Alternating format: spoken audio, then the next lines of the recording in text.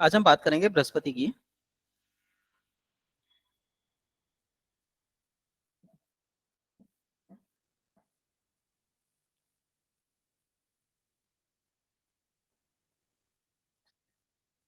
बृहस्पति का पक्का घर 9th हाउस होता है। श्रेष्ठ घर दूसरा, 5वां, 8वां, 9वां और 12वां होता है। मंदे घर 6, 7 और 10वां भाव होता है। रंग पीला। शत्रु ग्रह बुध और शुक्र। मित्र ग्रह सूर्य, मंगल और चंद्र। समग्रह राहु, केतु, शनि। इसका कार्य है शिक्षा संबंधी और इसे लाल किताब के अनुसार वायु का प्रतीक माना जाता है या वायु माना जाता है। तो वायु जिस जगह से बहती है, पहाड़ों से बही तो शुद्धता ले आई, फूलों से बही तो खुशबू ले आई, गंदगी से बही तो गंदगी की बास ले आई। तो ये वायु है और जैसा स्थान होगा वैसा वायु का प्रभाव होगा। तो इसका मुख्य कार्य है जगह जगह घूमना और जो उसने लिया है उसे लोगों में बांटना। तो जब भी हम बृहस्पति की बात करेंगे तो बृहस्पति जिस घर से जो लेगा वो जहां दृष्टि डालेगा वहां पर बांट देगा। ये इसकी खूबी मानी जाती है। बृहस्पति चौथे घर में उच्च का होता है, 10वें घर में नीच का होता है और रेस्पिरेटरी संबंधी प्रॉब्लम हमें देता है। समय इसका सूर्योदय से 8 बजे तक है। दिन रविवार है। देवता ब्रह्मा है और पेशा ब्राह्मण, पूजा पाठ या सर्राफ, जो ज्वेलर्स का काम होते हैं, जो सोना बनाते हैं, सोने के ज्वेलरी बनाते हैं, ये इस कैटेगरी में आते हैं। मंदिर का पुजारी, तो ऐसे व्यक्ति जो लोग सेवा में अर्पित होते हैं, जिनको सेवा के द्वारा आय प्राप्ति का अंदेशा नहीं होता, वो बृहस्पति से देखे जाते हैं। इसकी विशेषता है आध्यात्मिक ज्ञाता होता है और सरदारी का काम करता है। इसका गुण है हवा, आत्मा, सांस, पिता, सुख और बुद्ध। शक्ति है सांस लेने और दिलाने वाली शक्तियों का मालिक। धातु सोना और पुखराज है। शरीर के अंग गर्दन है। पोशाक पगड़ी है। जानवर इसके शेर और शेरनी है। भूरा रीछ और चींटी है। वृक्ष ब्रह्म वृक्ष है यानी पीपल। अनाज चने की दाल, हल्दी, केसर, कस्तूरी। केले का पेड़ भी बृहस्पति का ही एक रूप माना जाता है। निवास जितने धर्मस्थल हैं वहां पर। इसके मसनूई ग्रह हैं सूर्य और बुध। कुंडली में जैसी सूर्य और बुध की स्थिति होगी वैसी ही बृहस्पति गुणों को अपने अंदर समाहित रखेगा। तो लाल किताब के अनुसार हमारी कुंडली में 2 या 3 ग्रह भी एक ही ग्रह के बन जाते हैं और जिस भाव में बैठते हैं उस भाव में वैसा ही फल देते हैं। एग्जाम्पल के रूप में ले लीजिए, आपका जुपिटर सुदीप जी 3rd हाउस में बैठा है। जी। अगर मरकरी और सन एक ही हाउस में होते तो उस हाउस में भी वो जुपिटर का ही रिजल्ट देते। तो हम कहते हैं इस कुंडली में 2 जुपिटर बैठे हुए। ठीक है, सर नहीं, सर दोबारा बताएं सर। मैंने बोला ये मरकरी है और ये सन है। अगर ये एक खाने में आ जाते तो हम ये कहते कि एक जुपिटर यहाँ बैठा हुआ है और एक जुपिटर यहाँ बैठा हुआ है। यहाँ पे सन और मरकरी मिलके आपको जुपिटर का रिजल्ट देंगे। ओके, अच्छा, ठीक है। ठीक है जी। और जब हम सन की बात करेंगे या मरकरी की बात करेंगे तो वो अपना अपना इंडिविजुअल रिजल्ट तो दे ही रहे हैं। तो इस तरीके से एक कुंडली में कई बार 2 या 3 ग्रह भी बैठ जाते हैं जो सेम होते हैं। ठीक है। चलिए अब हम बात करते हैं शुक्र की।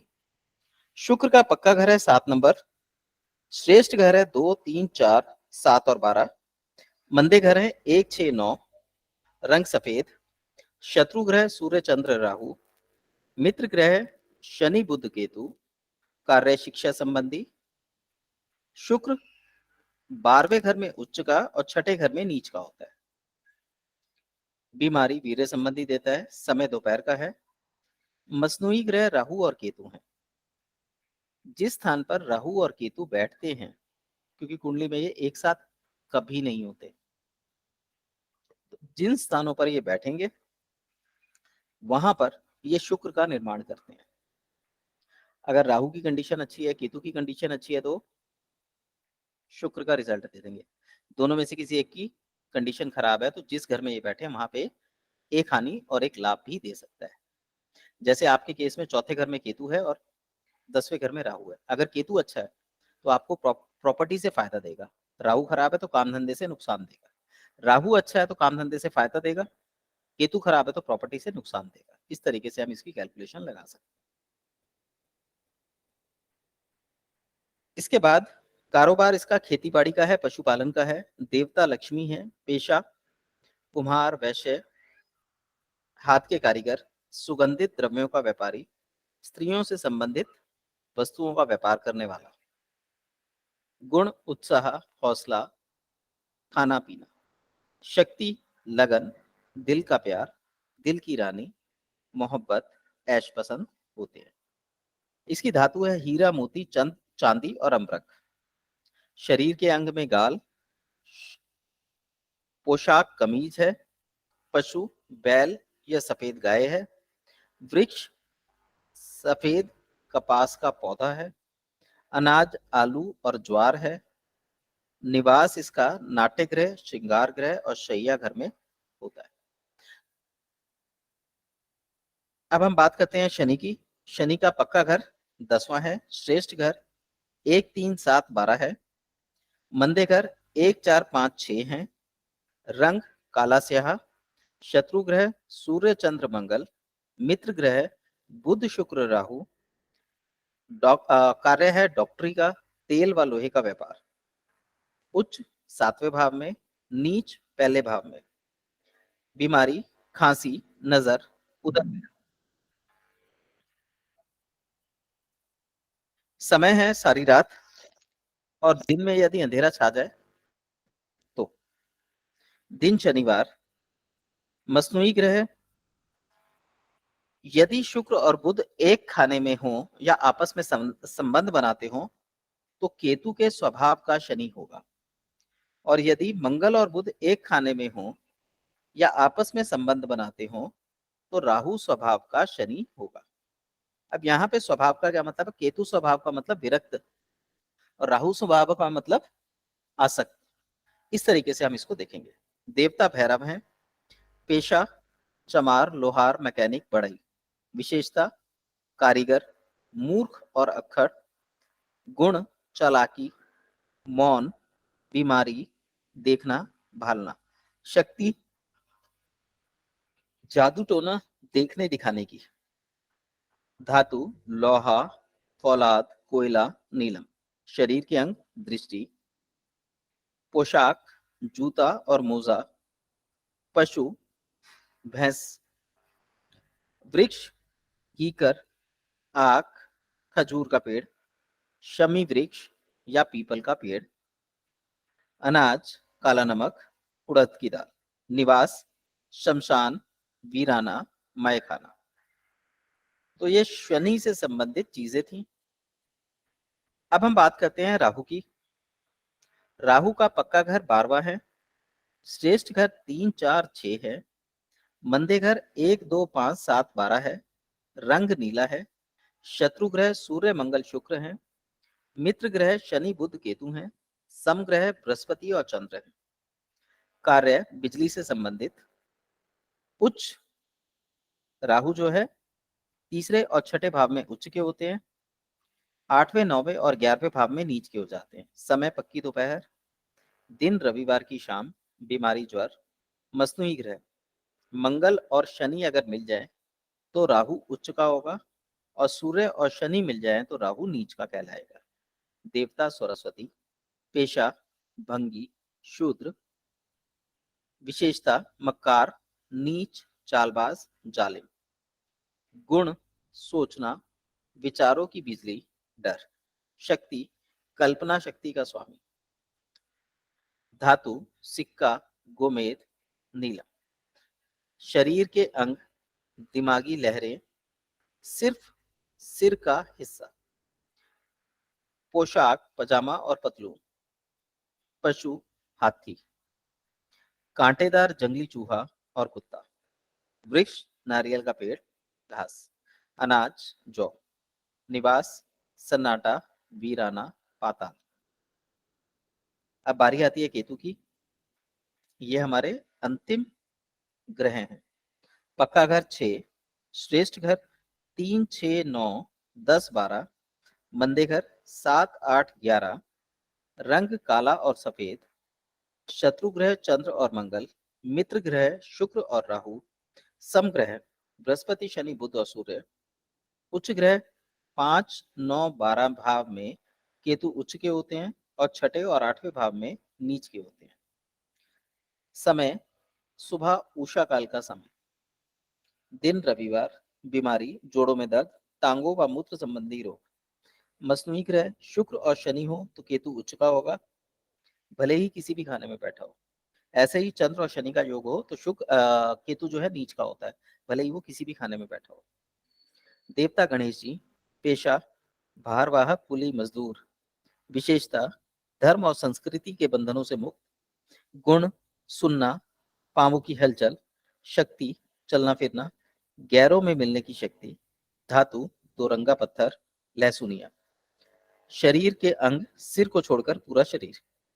पोशाक दुपट्टा, कंबल, ओढ़नी। पशु छिपकली, कुत्ता, गधा, सुअर। वृक्ष इमली, केला, नींबू का पेड़। अनाज तिल और जौ। निवास पलंग और स्वर्ग। तो ये हमारी केतु की डिटेल थी। अगर आपका किसी का कोई प्रश्न हो, कुछ पूछना हो तो पूछ लीजिए, नहीं तो आज हम थोड़ी सी प्रैक्टिस करेंगे। सर किसी को अगर 12th हाउस में राहु होता तो पक्का घर का मतलब कि सर वो अच्छे रिजल्ट देगा? हाँ जी जी सर। और एक जो ना केतु की जो आपने इमली का पेड़ बताया जी सर, किसी ने बताया था कि सुअर को इमली खिलाने से केतु अच्छा हो जाता। सर क्या लॉजिक है? सुअर राहु है क्या है? सुअर आपका केतु है। अच्छा, तो इमली खिलाएंगे तो मतलब केतु केतु को ही खिलाएंगे तो केतु अच्छा होगा। जी अब देखिए, यहाँ पे आपको एक और चीज बताऊं, बोलने को आप कुछ भी बोल दीजिए, लेकिन जिस समय आप रेमेडी बनाते हैं आपका बेस बिल्कुल क्लियर होना चाहिए। अगर बेस क्लियर नहीं है तो रेमेडी ठीक होने के बावजूद भी आपको गलत असर दे सकती है। ठीक है, तो आपका बेस बिल्कुल क्लियर होना चाहिए। आज हम इसी पे थोड़ा सा बात करेंगे। आपको 12 हाउसेस अच्छे से समझ आ चुके हैं या नहीं?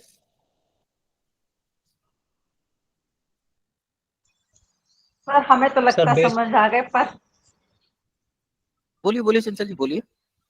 सर हमें तो ऐसा लगता है हमें समझ आ गए, पर जब हम किसी का क्वेश्चनिंग होता है ना, जब क्वेश्चन कोई करता है तब हम कंफ्यूज हो जाते हैं। आप उससे कहिए क्वेश्चन लिख के दें तो आपकी कंफ्यूजन काफी हद तक कम हो जाएगी। जी सर। ठीक है, केतु एक्टिव हो जाता है और केतु आध्यात्मिक है और आपको कुंडली से बहुत जल्दी जोड़ देगा। जी सुदीप जी, आप क्या कह रहे थे, बोलिए।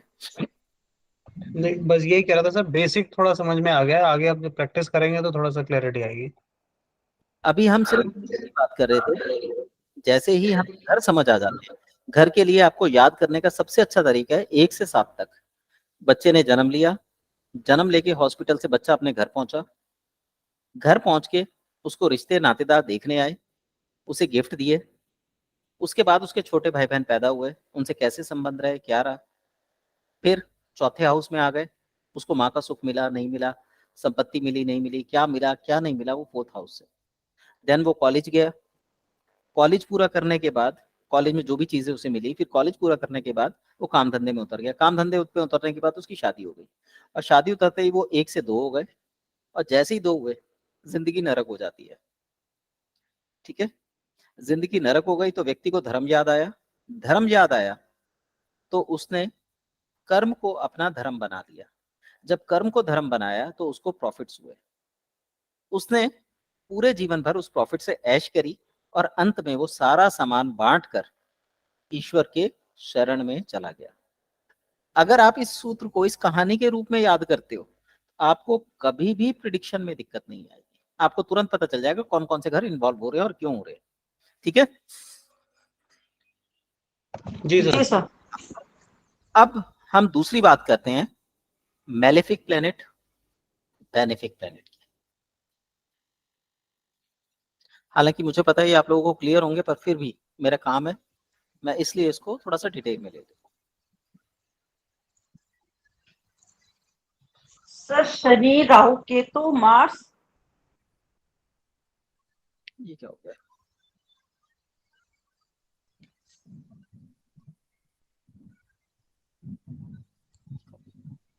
चलिए इधर ही बना लेते हैं।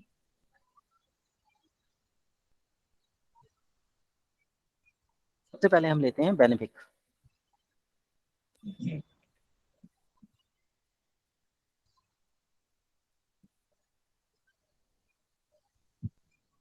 चंचल जी आप मत बोलिएगा, पहले सुदीप जी को बोलने दीजिए। जी सर। सुदीप जी, बेनिफिक प्लेनेट कौन कौन से हैं? सर जुपिटर, वीनस, मरकरी और फुल मून।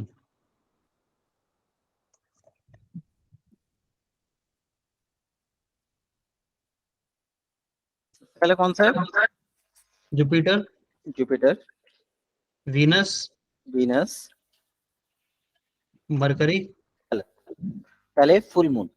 फुल मून, हाँ फुल मून और मरकरी। मरकरी। ठीक है, अब आ जाइए मैलेफिक। वैक्सिंग मून,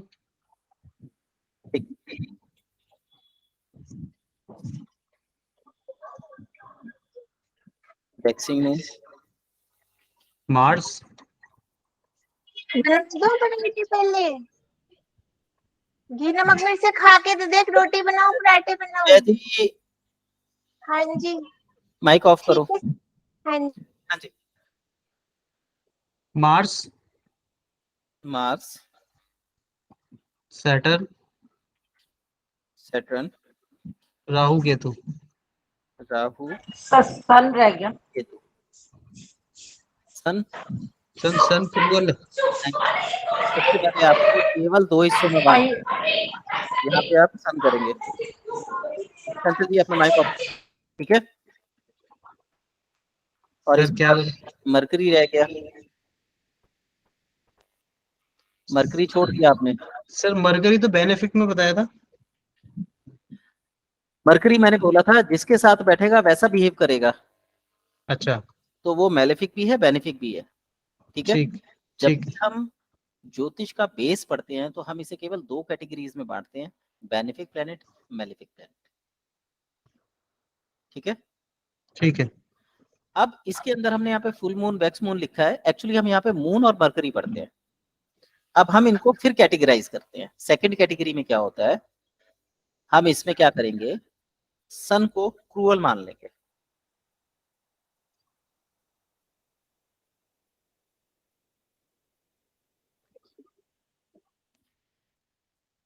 सन जो है ये हमारे ब्लड तो देता है, लेकिन कठोरता के साथ।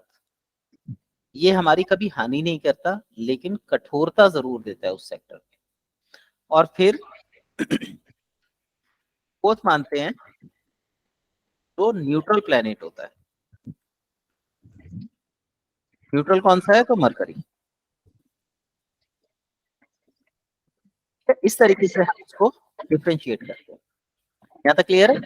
सर यानी मरकरी बेनिफिक में भी है, मैलेफिक में भी और न्यूट्रल भी है। बिल्कुल। मरकरी न्यूट्रल में नहीं है, एक्चुअली मरकरी जो है वो न्यूट्रल प्लेनेट है, वो जिसके साथ बैठेगा वैसे रिजल्ट देने लगेगा। ठीक है। अब यहां से हम एक कहानी शुरू करते हैं, इसको मैं हटा देता हूँ क्रूअल और इसको, क्योंकि हम मैलेफिक और बेनिफिक की बात कर रहे हैं। अब चंचल जी आप भी इसमें शेयर कीजिएगा।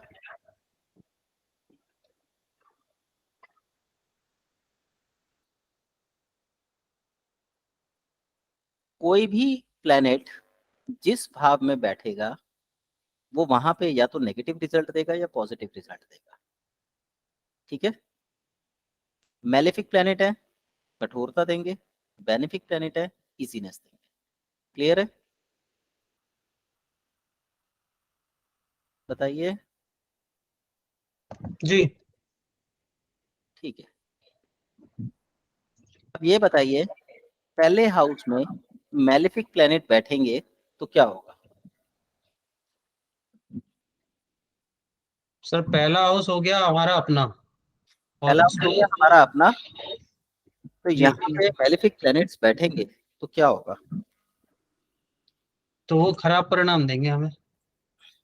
अगर सन अकेला फर्स्ट हाउस में बैठ जाए तो आपको खराब परिणाम देगा, अच्छे परिणाम देगा?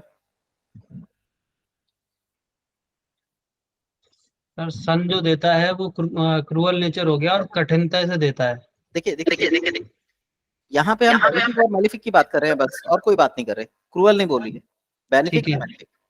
हम्म। सन अगर फर्स्ट हाउस में आता है तो वो आपको बेनिफिट देगा, लॉस देगा?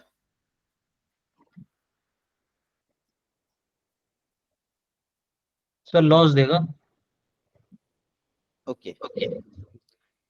सन आपका आता है और वो राजा आपकी आत्मा पे बैठा है, तो आप में राजा के गुण होंगे या नहीं होंगे? हाँ, राजा गुण होंगे। तो ये आपको लॉस दे रहा है, बेनिफिट दे रहा है? बेनिफिट दे रहा है सर, बिल्कुल बेनिफिट दे। तो मैलेफिक प्लेनेट बेनिफिक कैसे हो गया? चंचल जी आप बताइए। आप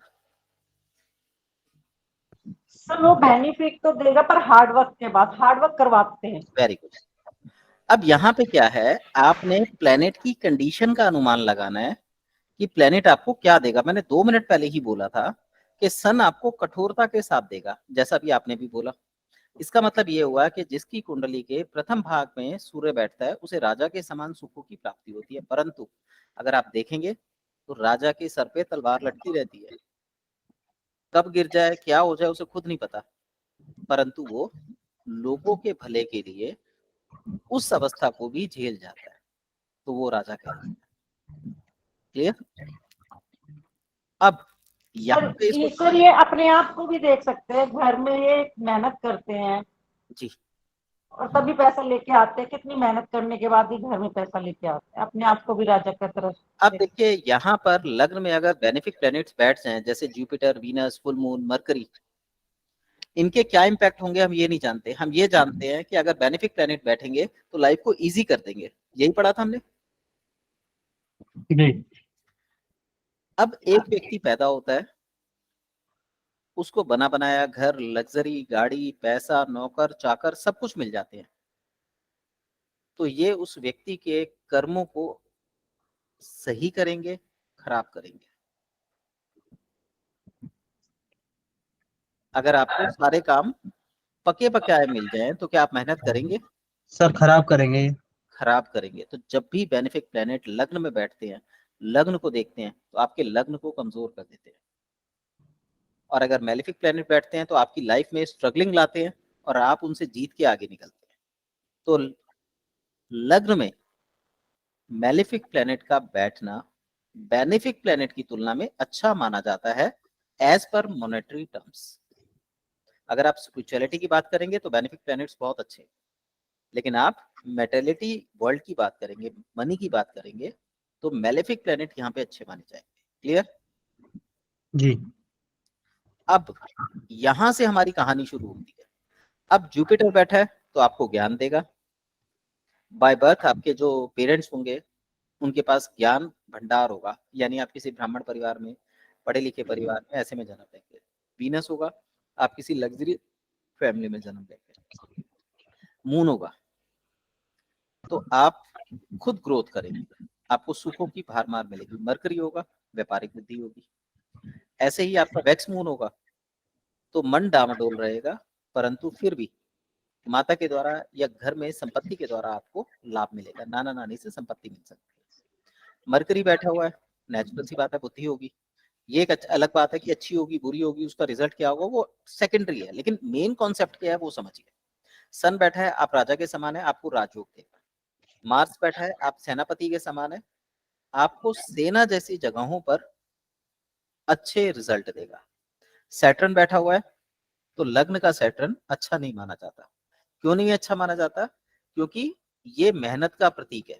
तो जिसके लग्न में सैटर्न आके बैठ जाएगा वो जिंदगी भर गधे की तरह मेहनत करेगा।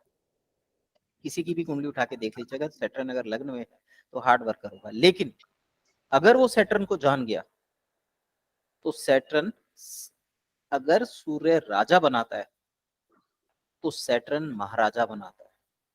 अब एक तरफ मैं कह रहा हूं कि वो मेहनती बनाएगा, लेबर बनाएगा, और दूसरी तरफ कह रहा हूं महाराजा बनाएगा।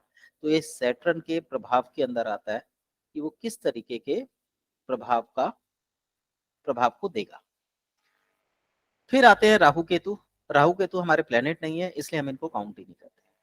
सर एक क्वेश्चन जी सर, जैसे आपने बोला कि शनि वो महाराजा बनाता, सर अच्छा अगर हम शनि की चालबाजियां सीख जाए तब महाराजा बनाएगा, वैसे नॉर्मल शनि तो नहीं बना सकता?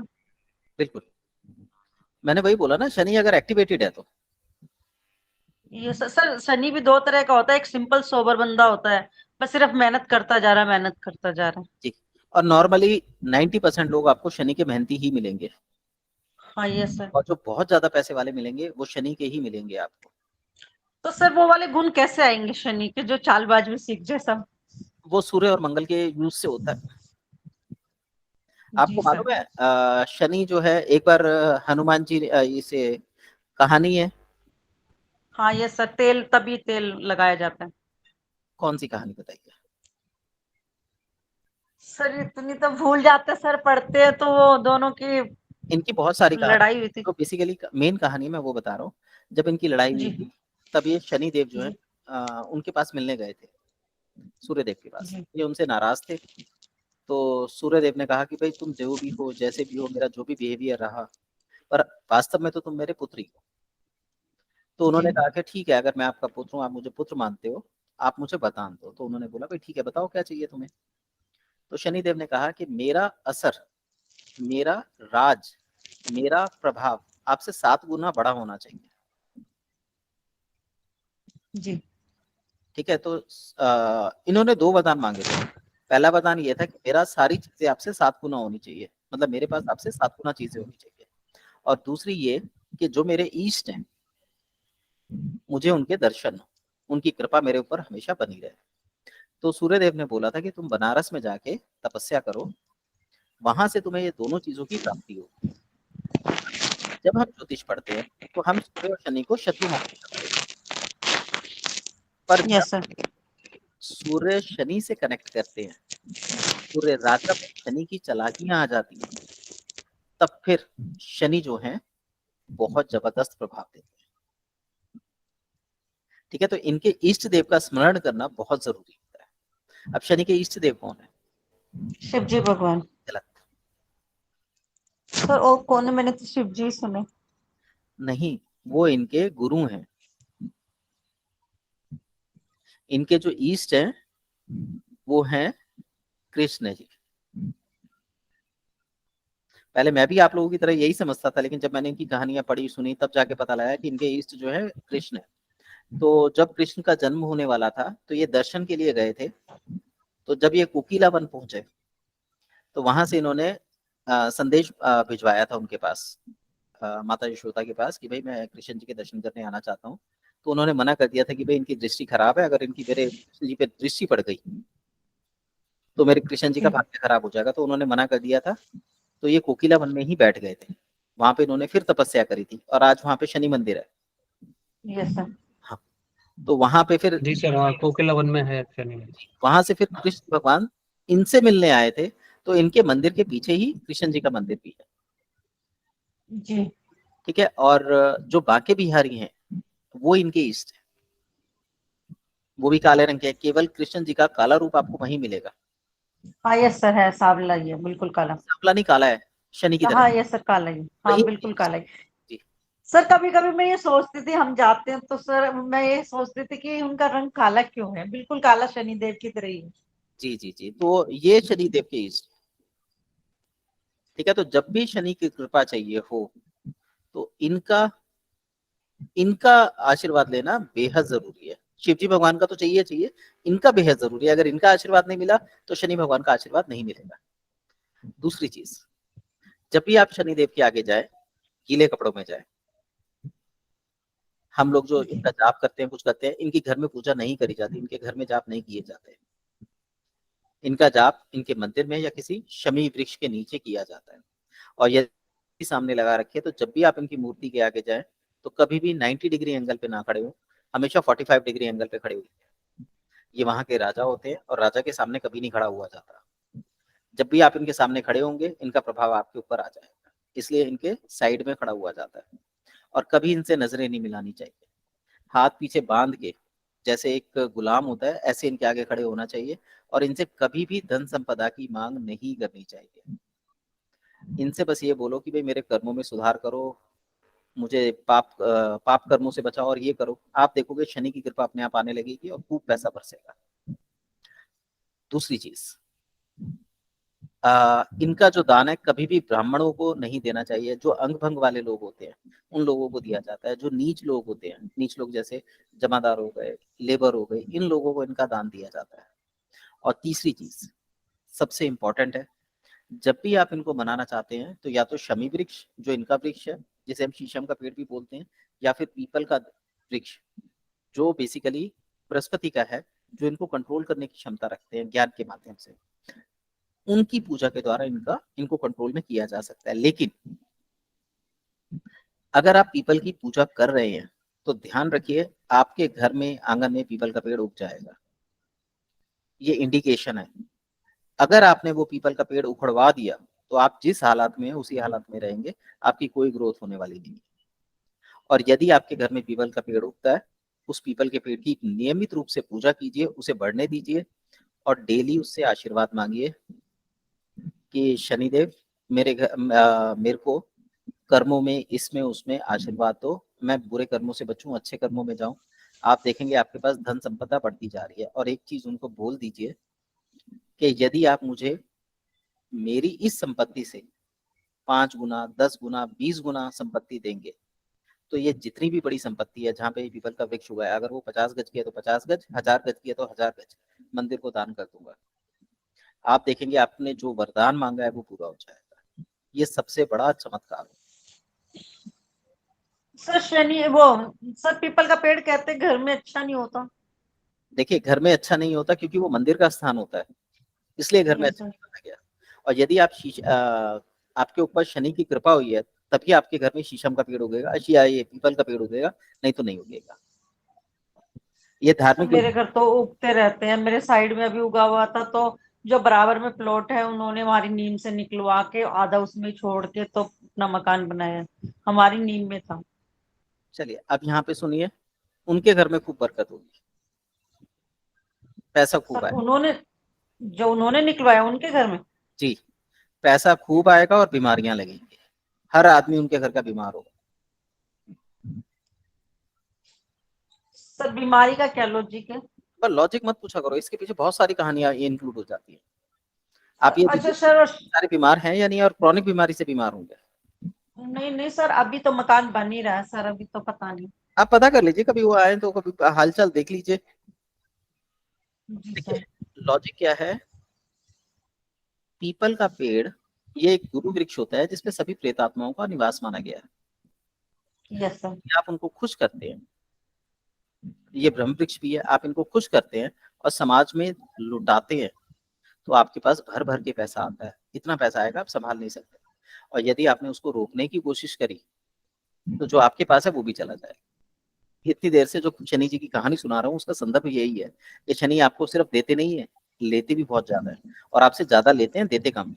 लेकिन जब देने पे आते हैं तो इतना देंगे कि सूर्य, मंगल, गुरु, बृहस्पति सब देखते रह जाते हैं। इसीलिए बताया कि इनको सब कुछ 7 गुना है इनके पास। तो सूर्य अगर आपको एक राज देगा तो ये आपको 7 राज देगा। तो शनि का पौधा भी घर में है तो फिर प्रॉब्लम करेगा? नहीं, लेकिन शमी का पौधा शमी का पौधा घर में नहीं लगाया जाता, ये मेरे घर है, नहीं होनी चाहिए।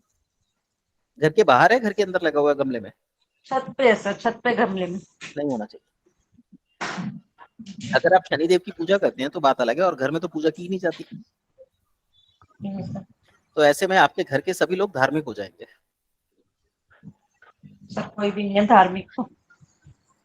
देखिए, जो लॉ है वो ये है कि अगर शनि का पौधा घर में लगा है तो वो आपको धार्मिक बना देगा। ये विरक्ति का कारक है, संतान प्राप्ति में बाधा पैदा करवाएगा। ठीक है, जितने लोग पूजा करेंगे। अब आपकी तो संतान हो चुकी है, आपको इसकी दिक्कत नहीं आएगी, आपकी संतान को दिक्कत आएगी इसकी। आप उनकी कुंडलियों में देखिए, कहीं ना कहीं उसमें दिक्कत आ रही होगी, या तो पति पत्नी के झगड़े होंगे या फिर बच्चे पैदा होने में दिक्कत होगी। अगर ये नाराज है तो अगर उसको प्रॉपर पूजा नहीं मिल रही है, और अगर प्रॉपर पूजा मिल रही है तो ये आपको खुशहाल कर देंगे, खूब पैसा देंगे। शनि का इम्पैक्ट बहुत ज्यादा होता है, अगर अच्छा है तो बहुत ज्यादा अच्छा है, बुरा है तो बहुत ज्यादा बुरा है। ये बीच का इम्पैक्ट नहीं है। सब घर में शमी का नहीं रखना चाहिए। शनि की कोई भी चीज घर में नहीं रखनी चाहिए। ये मंदिर के देवता है, मंदिरों में स्थापित किया जाना चाहिए। आप ये देखिए, इनके भाग्य पे खुद इन्होंने अपना भाग्य चुना है। इनका मेन जो मंदिर है वो शिंगणापुर में है, महाराष्ट्र की तरफ। ठीक है, वहां पे ये खुले आकाश के नीचे पत्थर की शिला के रूप में है। सिर्फ यही एक ऐसे देवता है जिनके सर पे छत नहीं है। ये क्या शो करना चाह रहे हैं? हमारे यहाँ पे हर चीज के पीछे लॉजिक है। क्या शो करना चाह रहे हैं कि जो व्यक्ति शनि का रूप होता है उसका जन्म लोगों के भले के लिए होता है। लाल किताब कहती है, वो सन्यासी हो गए, मतलब वो जंगल के वास। सन्यासी है ये सन्यासी। और हम लोग भी अभी तक जो वैदिक में पढ़ रहे हैं वो यही है कि शनि का वृद्ध रूप है। हमने कभी जवान रूप की तो बात ही नहीं करी, तभी तो ये जुपिटर जैसा फल देते हैं। लाल किताब कहती है कि जुपिटर हवा है, जब हवा ठंडी होती है तो वो शनि का रूप लेने लगती है, और जब वो बर्फ बन जाती है तो वो प्योर शनि है, और जब वो बर्फ पिघलती है तो वो चंद्रमा है। तो हम अगर इस तरीके से इस कॉन्सेप्ट में समझें तो हम शनि और चंद्रमा, या शनि और बृहस्पति, या चंद्रमा और बृहस्पति के संबंध को अच्छे से समझ सकते हैं।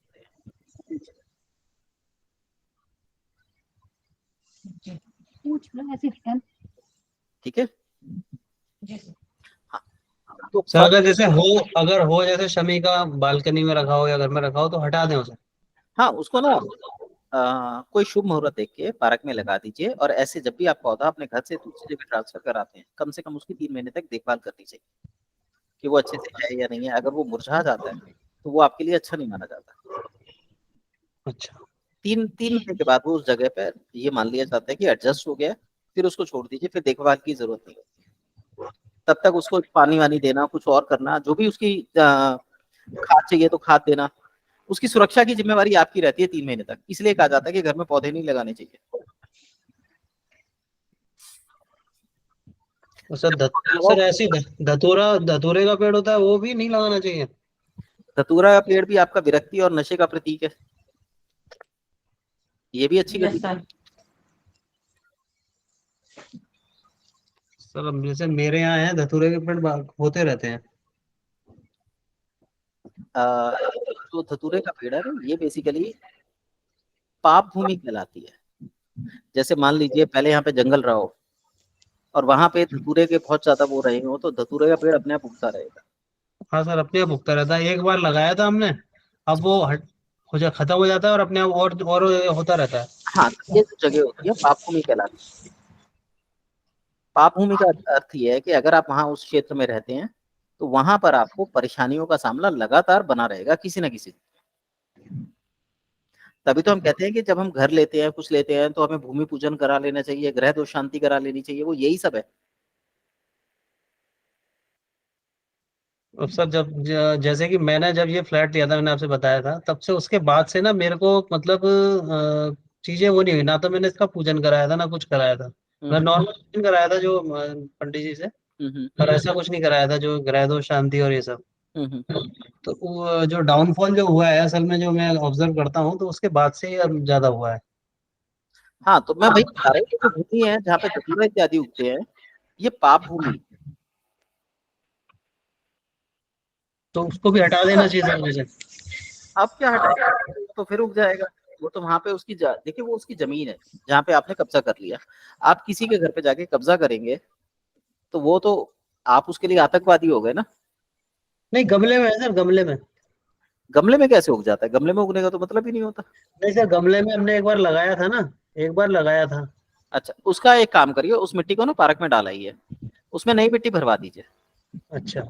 घर में धतूरे इत्यादि का पौधा नहीं होना चाहिए। धतूरा हुआ, ये हुआ, इवन जो आजकल लोग केला रख लेते हैं बृहस्पति पूजन के लिए, वो भी गलत है। हम्म। वो भी नहीं होना चाहिए घर में। सर ये सब पौधे इसीलिए तो रखने लग गए घर में कि कहीं जाना ना पड़े। तो यही तो दिक्कत है। देखो, अब आप ये देखो, घर में परेशानियां क्यों आ रही हैं? जुपिटर क्या है? जुपिटर ज्ञान का प्रतीक है। आदमी के पास ज्ञान होगा तो वो व्यक्ति अपने तक सीमित हो जाएगा, वो दूसरे से कट जाएगा। Yes sir.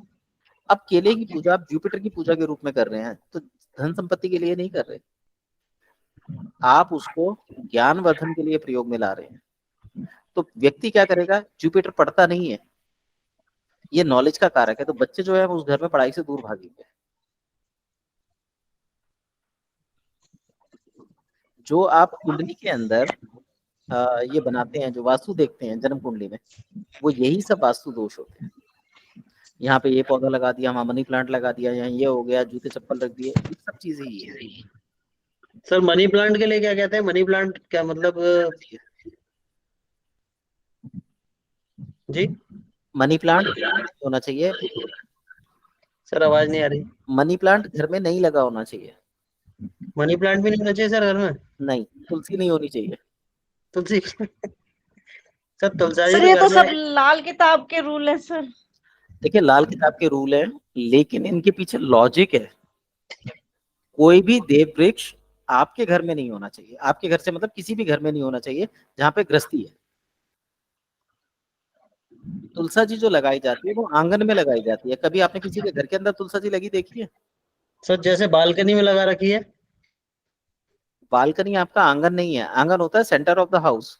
ये एक सेंटर ऑफ द हाउस, देव वृक्ष है हाँ। जी, ये एक देव वृक्ष है। आपके घर के बीचों बीच रखा जाता है, जो जिसकी और आपके घर की रक्षा करती है। आपने एक कोने में उठा के रख दिया, कौन सी दशा में रखा है? दिशा, वो बहुत नॉर्थ महत्वपूर्ण ईस्ट। है। नॉर्थ ईस्ट देवताओं की दिशा है। जी। आपने दिशा में तो सही रखा, लेकिन उसकी ऊर्जा कितनी जगह पर फैलेगी? डार्क होगी या लाइट होगी? सर डार्क होगी।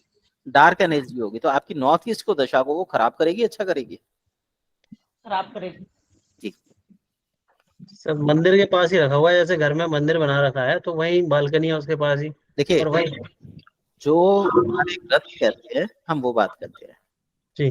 तुलसा जी घर के आंगन में लगाई जा सकती है, घर में नहीं होनी चाहिए। एक, कोई भी देव वृक्ष आपके घर में नहीं लगाया जाता। कोई भी सूखा वृक्ष जैसे कैक्टस, कांटे वाले वृक्ष घर के अंदर नहीं लगाने चाहिए। ये घर में हानि करते हैं।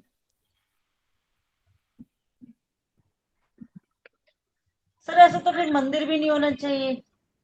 कायदा तो यही है, मंदिर भी नहीं होना शुक्र का स्थान होता घर तो। चाहिए। जी, जिन घरों में मंदिर है, झगड़े भी आपको वहीं मिलेंगे। जी सर। हाँ जी, चलिए आगे चले। सर सर मनी प्लांट को यस भी सर, फिर यस हटा सर। देना चाहिए सब।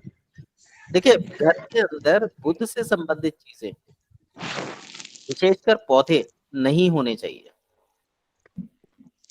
सर फिर फल और फूलों के होने चाहिए बस।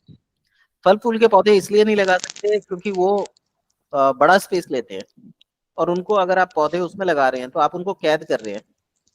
और बुद्ध जो है बुद्धि है, आप उसको संकुचित कर रहे हैं, इसका ये अर्थ निकलेगा। तो मैंने अपनी बालकनी में बहुत सारे गमले लगा रखे हैं।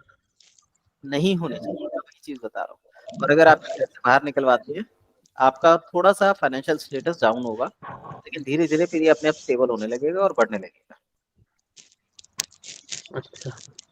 शुरू में जब आप करते हैं तो डाउन हो जाता है, लेकिन जैसे ही एक पर्टिकुलर टाइम बीतता है उसके बाद ये बढ़ना, ग्रोथ करना चालू कर देता है। अगर किसी को फाइनेंशियल इश्यूज आ रहे हो, लाइफ स्टक हो गई हो, अपने घर से सारे पौधे निकाल दीजिए, आप देखेंगे चेंजेस आने चालू हो। जी। चल, अब हम चलते हैं सेकंड हाउस पे। सेकंड हाउस आपका मनी का हाउस है। बेनिफिक प्लेनेट आपको बैठेंगे, इजी मनी मिलेगी, आपको घर में पैसा मिलेगा। जिन लोगों के बेनिफिक प्लेनेट सेकंड हाउस में बैठते हैं, इन लोगों के घर में आप अधिकतर पैसा देखेंगे। ये लोग बैंक से ज्यादा अपने घर को सेफ समझते हैं और घर में ही पैसा रखते हैं। और जिन लोगों के मेलेफिक प्लेनेट बैठेंगे, इनका बैंक में पैसा मिलेगा। ठीक है।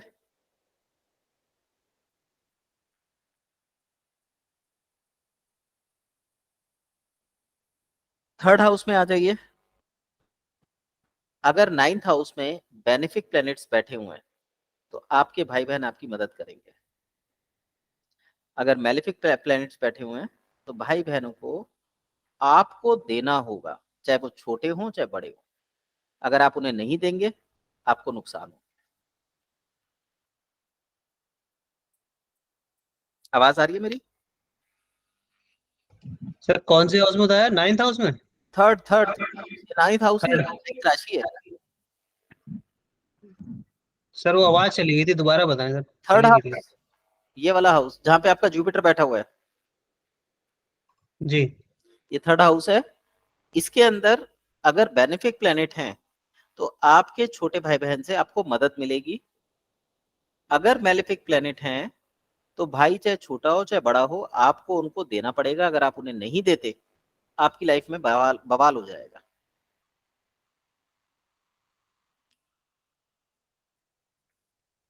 ठीक है। फोर्थ हाउस, ठीक है। यदि बेनिफिक प्लैनेट बैठे हुए हैं तो आपको सारी सुख संपत्तियां मिलेंगी। ऐसी अवस्था में व्यक्ति जो है काम का नहीं रहता। तो फोर्थ हाउस में बेनिफिक प्लैनेट का बैठना नुकसानदायक है। वहीं मेलेफिक प्लैनेट बैठ जाए तो कठोरता के द्वारा आप इन चीजों को प्राप्त कर सकते हैं, कठोर मेहनत के द्वारा। क्लियर? अभी तक जो आप लोगों ने सुना है इसके बारे में कि फोर्थ हाउस में बेनिफिक प्लैनेट अच्छे होते हैं, फुल मून तो बहुत अच्छा होता है, और यहाँ पे मैं ये बोल रहा हूँ कि बैठ जाए तो नुकसान करते हैं। तो ये नुकसान कब करते हैं? लॉन्ग टर्म में, क्योंकि आपको समझ नहीं देते। तो ऐसे व्यक्ति अपने पैसे को खो सकते हैं अगर बेनिफिक प्लैनेट बैठा है तो। सर एक बात पूछनी थी, अगर सेकंड हाउस में बेनिफिट प्लेनेट बैठा है तो व्यक्ति बाहर सेव करेगा बैंक में, और मेलेफिक बैठा है तो घर को सेफ समझेगा। नहीं नहीं, बेनिफिक बैठा है तो कैश इन हैंड होगा इसके हाथ में। अच्छा जी। वो अपने घर में पैसा सेव करेगा, और मेलेफिक होगा तब वो बैंकों की तरफ जाएगा, अनसिक्योरिटी फील करेगा। अच्छा जी। सर मेरा तो चंद्र और मंगल बैठा है। चंद्र आपका बेनिफिक है हाँ जी। और मेलेफिक प्लैनेट में मंगल है। हाँ जी। आप अपने घर में भी पैसा रखोगे अपने पास, और बैंक में भी पैसा जमा कराओगे। हाँ जी। हाँ जी। ठीक है। हाँ जी। कोई भी चीज सही। ध्यान रखिए, कोई अगर किसी से संबंध बनाता है तो कोई भी चीज पेंसिल आउट नहीं होती। दोनों अपनी अपनी दशाओं में अपना अपना रिजल्ट देते हैं, अच्छा। और रूल हमारा एक ही है, keep it simple and straight. जितना सीधा बोलोगे, जितने कम शब्दों में बोलोगे, उतनी सटीकता आ जाएगी। सर एक बात पूछनी थी, अगर चंद्र 16 डिग्री का हो तो जब उसकी दशा लगेगी तो वो ज्यादा कष्ट नहीं देगा? दिव्या जी, डिग्री की तो हम बात ही नहीं करते, हम तो अभी प्लेसमेंट की बात कर रहे हैं। और डिग्री तक तो अभी मैंने चंचल जी को भी नहीं पढ़ाया,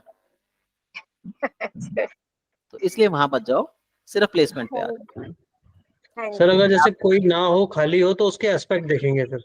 हाँ, एस्पेक्ट देखेंगे, और एस्पेक्ट भी ना हो तो जो राशि बैठी है फिर उसको देखेंगे। अच्छा। हाँ, ये स्टेप्स है। पहले आप प्लेनेट देखेंगे, प्लेनेट नहीं है तो एस्पेक्ट देखिए, एस्पेक्ट नहीं है तो फिर जो राशि बैठी है वो देखिए। ठीक है। तो फोर्थ हाउस में बेनिफिक प्लेनेट अच्छा नहीं माना जाता, क्योंकि इससे व्यक्ति काम नहीं करता, और मेलेफिक प्लेनेट इसलिए अच्छा नहीं माना जाता क्योंकि लाइफ में कठोरता ला देता है। तो ये हाउस खाली रहे तो ज्यादा अच्छा है, ऐसा माना जाता है। चलिए, 5th हाउस में बेनिफिक रहता है, तो ये बच्चों के लिए अच्छा नहीं होता, बुद्धि के लिए अच्छा नहीं होता। मेलेफिक रहता है, कठोरता के साथ इन चीजों को दिशा दिखाने का काम करता है। 6th हाउस, मेलेफिक प्लेनेट आपके जीवन में कठोरता देते हैं और विन विन की सिचुएशन देते हैं, यानी आपको जीतने की गारंटी देते हैं। वहीं जो बेनिफिक प्लेनेट है, ये आपके जीवन में 6th हाउस में अच्छे नहीं माने जाते। तो अगर बुध बैठा हो तो सिर्फ अकेला बुध अकेला अच्छा होता है, बुरा होता है? से न्यूट्रल होता है, नहीं, बुरा होता है, नहीं, अच्छा होता है सर। अच्छा माना जाता है। इसलिए 6th हाउस में अगर अकेला बुध बैठा है तो ये इसकी एक खराब प्लेसमेंट है। मैंने बोला ना, बेनिफिक प्लेनेट इस हाउस में अच्छे नहीं होते। अच्छा जी। क्यों नहीं अच्छे होते? क्योंकि ये व्यक्ति किसी से लड़ने झगड़ने के काबिल नहीं होता, लोन चढ़ गया तो लोन उतार नहीं सकता, ऐसी दिक्कतें आ जाती। हाँ जी, हाँ जी। बेनिफिक प्लेनेट का मतलब ये हुआ कि ये व्यक्ति लड़के उतार देगा, उसके पास हाँ, क्षमता है इस भाग से लड़ने की। हाँ जी। 7th हाउस में ना बेनिफिक अच्छा ना मेलेफिक अच्छा। बेनिफिक प्लेनेट हुए तो ये व्यक्ति वाइफ के पीछे पीछे घूमेगा, मेलेफिक हुआ तो वाइफ से लड़ेगा, इसलिए कोई भी प्लेनेट होना 7th में अच्छा नहीं माना जाएगा। ठीक है। 8th हाउस, 6, 8, 12, इन हाउसेज में मेलेफिक प्लेनेट बहुत अच्छी कंडीशन में रहते हैं, क्योंकि ये वैसे बुरे हाउस माने जाते हैं। तो नॉर्मली हम 6, 8, 12 की बात करते हैं, 3 भी इसमें जोड़ लीजिए क्योंकि ये पराक्रम का भाव है। और पराक्रमी व्यक्ति जो होगा वो अपने घर से बाहर जाके पराक्रम करेगा, घर में कोई पराक्रम नहीं दिखाता। सर, तीसरा, छठा, 8वां, 12वां, इनमें मेलेफिक प्लैनेट्स अच्छे माने जाते हैं। हाँ जी, बोलिए। तो तीसरे में मेरा शनि बैठा हुआ है, तो आपने कहा था अगर मेलेफिक प्लेनेट बैठा हो तो भाई चाहे छोटा हो चाहे बड़ा हो, भाई बहन उनको देना होता है, देना देना होता है। जी, अच्छा उनको देते रहना चाहिए, उससे वो शांत रहते हैं। अगर आप उन्हें देंगे नहीं, उनसे रिलेशन नहीं रखेंगे, तो वो चिढ़ के मारे आपको नुकसान पहुंचा सकते हैं। अच्छा जी। ठीक है, लेकिन अगर आपके ब्रदर वेल कंडीशन में है तो फिर वो आपसे छिड़ाखानी नहीं करेंगे, लेकिन बुरी कंडीशन में नुकसान पहुंचा सकते हैं।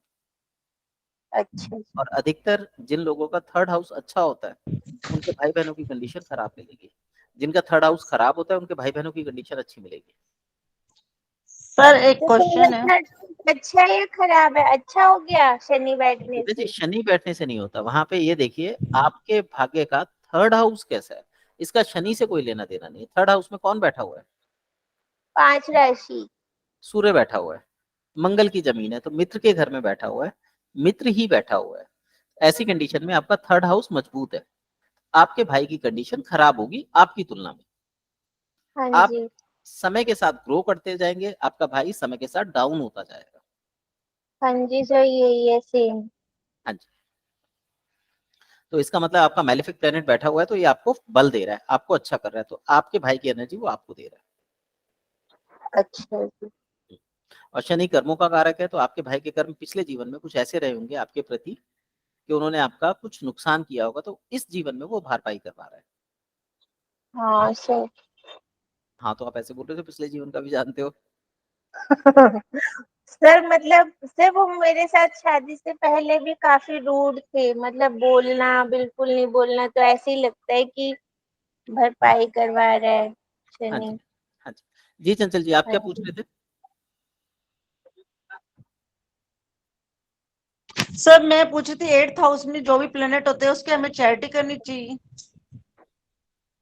आप एक बात बताइए, अगर आप ज्योतिषी बनना चाहते हैं, अगर आप अचानक से लाभ चाहते हैं, लॉटरी लगाना चाहते हैं, सट्टा जीतना चाहते हैं, तो क्या आपको उसका नहीं चैरिटी करनी, करना चाहिए? नहीं करनी चाहिए तब। 8th हाउस की भूल के भी एक्टिवेशन नहीं करनी चाहिए, उसको खुद एक्टिवेट होना देना चाहिए, तब वो आपको बहुत अच्छे फल देता है। जी सर। सर एक बात और पूछ लूं एक तो मिनट, मुझे सर इसके फिर एक बाद। मिनट, एक मिनट, एक बात पूरी करने दिया करो फिर पूछा करो। हाँ जी, हाँ जी। 8th हाउस मृत्यु तुल्य कष्ट का है, अगर आप उसे एक्टिवेट कर रहे हैं तो आप मृत्यु तुल्य कष्ट के लिए तैयार हो जाइए। और मृत्यु तुल्य कष्ट पाने के बाद या तो आदमी मर जाता है, या फिर वो इतने घोर संघर्ष के बाद एक हीरे के रूप में चमकता है। इसलिए एथ हाउस अगर एक्टिवेटेड होता है तो या तो वो आपको मरने के तुल्य कष्ट देगा या फिर आपको शनि की सातों ताकतें दे देगा, जी सर। महाराज का योग बना देगा। ठीक है, जी सर, फिर 12th हाउस का चैरिटी कर सकते हैं फिर हम? चैरिटी बिना वजह किसी हाउस की नहीं करनी चाहिए। जी सर। हाँ, अगर वहां पे कोई अच्छी प्लेसमेंट बन रही है 12th हाउस में और आप उसको चैरिटी कर रहे हैं तो आपको उससे फायदा होगा, नुकसान होगा? सर नुकसान होगा। हाँ, तो आपको उसकी कंडीशन देखनी है, वहां पे अगर बुरे प्लेनेट हैं, कुछ आपको नुकसान पहुंचा रहे हैं तो। अब यहाँ पे हम क्या करते हैं, हम प्लेनेट से इनको जोड़ के देखते हैं। इनको प्लेनेट से मत जोड़िए, आप अपने जीवन के पक्षों को देखिए, कहाँ पे अभाव आ रहा है, उस हाउस से उसको कनेक्टेड कर दीजिए। जो मैं आपको ब्लैंक प्रिडिक्शन करा रहा जी। हूँ यही है जो मैं बता रहा हूँ। जी सर। हाँ जी, दिव्या जी आप बोलिए, आप क्या कह रहे थे? सर मेरे को फिर जैसे शनि मेरा 3rd हाउस में बैठा है तो मुझे बड़े भाई को देते रहना चाहिए क्या, जैसे उसकी सिचुएशन अब? उसको उतना दीजिए जिससे उसको ये आभास ना हो कि आप उसे नीचा दिखा रहे हैं। अगर आपने ऐसे अच्छा। किया तो शनि का दूसरा प्रभाव चालू हो जाएगा, वो लड़ाई करवा देगा आपको। तो सोच समझ अच्छा के जी। कदम उठाना। हाँ जी शनि सर। और एक और चीज पूछनी थी सर, जैसे मैं शनिवार को चैरिटी कर रही हूँ, मैंने आपसे पूछा था, तो अब पत्री है मेरे पास, तो मेरे को शनिवार को चैरिटी करनी चाहिए या नहीं करनी इस चाहिए? बारे में बात कीजिएगा, अभी क्लास चल रही है, क्लास में ये पर्सनल कोई क्वेश्चन नहीं। अच्छा जी, ठीक है सर। ठीक है, तो 8th हाउस पे हम लोग थे, यहाँ पे मेलेफिक प्लैनेट्स अच्छे माने जाते हैं। अब आ जाइए 9th हाउस पे। अगर मेलेफिक प्लैनेट हैं तो ये आपको जीवन में धर्म संबंधी कठोरता देंगे, तो यहाँ पे इनकी प्लेसमेंट्स अच्छी नहीं मानी जाती। और बेनिफिक प्लैनेट आपको धर्म के करीब लाते हैं, तो स्पिरिचुअलिटी के लिए बहुत अच्छे हैं, मेटेरियलिस्टिक वर्ल्ड के लिए खराब है। तो बेनिफिक प्लैनेट अगर आप मेटेरियलिस्टिक वर्ल्ड के लिए यूज करना चाह रहे हैं तो खराब है, और मेटेरियलिस्टिक वर्ल्ड के लिए यहाँ पर मेलेफिक प्लैनेट्स का होना अच्छा माना जाएगा। क्लियर? 10वां भाव, 10वें भाव में आपके बेनिफिक प्लैनेट्स हैं, आपको काम धंधे की कभी समस्या नहीं होगी, काम धंधा खूब रहेगा। मेलेफिक हैं, काम धंधे समस्या संबंधी समस्याएं आपकी लाइफ में उतार चढ़ाव आता रहेगा। जब भी इनकी प्रत्यांतर दशा अंतरदशा एक्टिवेट होती है, ये आपके काम धंधे को बदलवाने की ताकत रखते हैं, खराब कर देते हैं। उसके बाद 11th हाउस है। 11th हाउस किसी तरह का कोई रिजल्ट नहीं देता, ना बेनिफिक ना मेलेफिक। जैसा आपका कर्म होगा वैसे आपको रिजल्ट देगा। नॉर्मली हम ये मान के चलते हैं कि यहाँ पर ना बेनिफिक प्लैनेट अच्छे रिजल्ट रखते हैं ना मेलेफिक प्लैनेट अच्छे रिजल्ट रखते हैं। जैसे हम लोगों ने 2nd हाउस में देखा था, 2nd हाउस में बेनिफिक प्लैनेट है तो आदमी बिगड़ जाएगा, मेलेफिक है तो पैसे इकट्ठा नहीं कर पाएगा। ऐसे ही 11वें स्थान पर भी ये दिक्कत आती है, 5वें स्थान पर भी ये दिक्कत रहती है। 2, 5, 11 ये स्थान न्यूट्रल माने गए। यहाँ पर ना तो मेलेफिक अच्छे है ना बेनिफिक अच्छे है, बस जरूरत के हिसाब से हम उनका प्रयोग कर सकते हैं। 12वां घर, जैसा मैंने 3, 6, 8, 12 में बताया है कि मेलेफिक प्लैनेट अच्छे माने जाते हैं, कठोरता देते हैं पर आपके जीवन को सरल बनाने का काम करते हैं। जैसे 12वें घर में आप इन्वेस्टमेंट करते हैं तो आपकी प्रेजेंट लाइफ खराब होती है, तो फ्यूचर में आपके पास पैसा आ जाता है। ऐसे ही आप चैरिटी करते हैं, आपके पास उस समय चला जाता है पैसा, पर एक लंबे समय के बाद एक पुण्य के रूप में आपके पास आ जाएगा, पर वो कैश नहीं होगा, वो कोई और रूप भी हो सकता है। तो ये हमारे 12 हाउसेज में बेनिफिक और मेलेफिक की कंडीशन थी। अब आपका किसी का कोई क्वेश्चन हो, कुछ पूछना है तो पूछ लीजिए।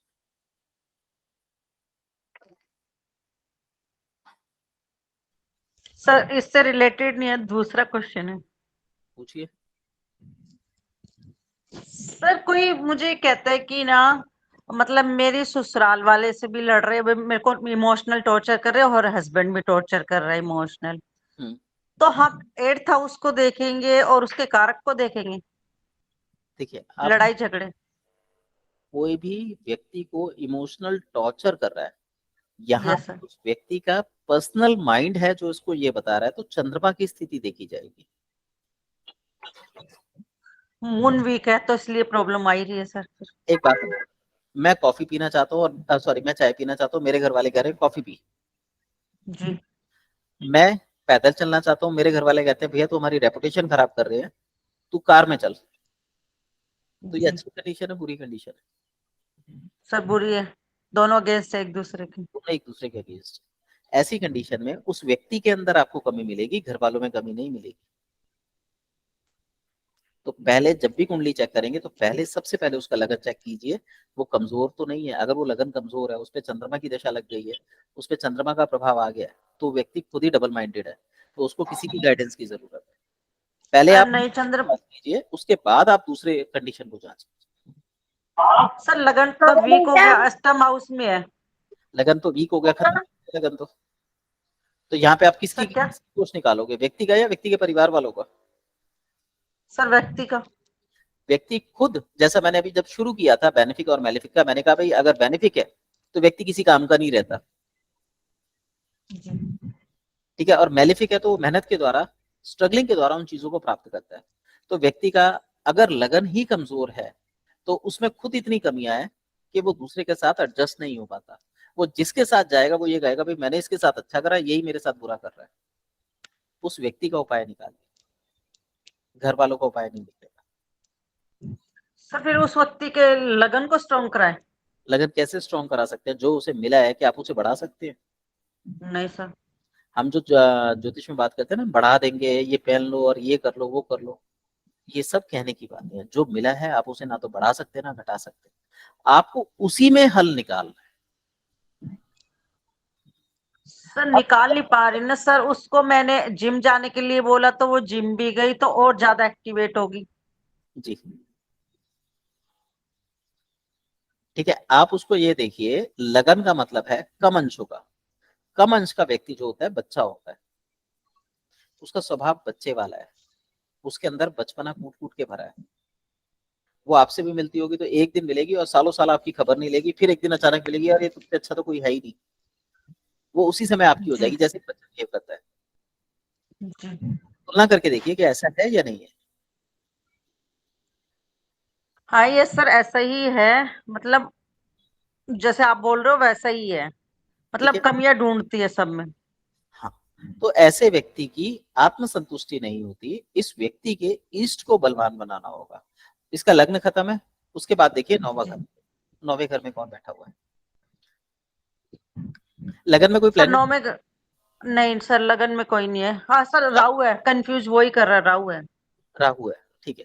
लगन का स्वामी सूर्य होता है, जी सूर्य को बलवान कीजिए। ये व्यक्ति सुबह देर यस। से सो के उठेगा। हाँ यस सर। हाँ जी, वहीं से सारी समस्या कृपा रुकी हुई है, उनको एक्टिवेट कीजिए, फर्क आएगा।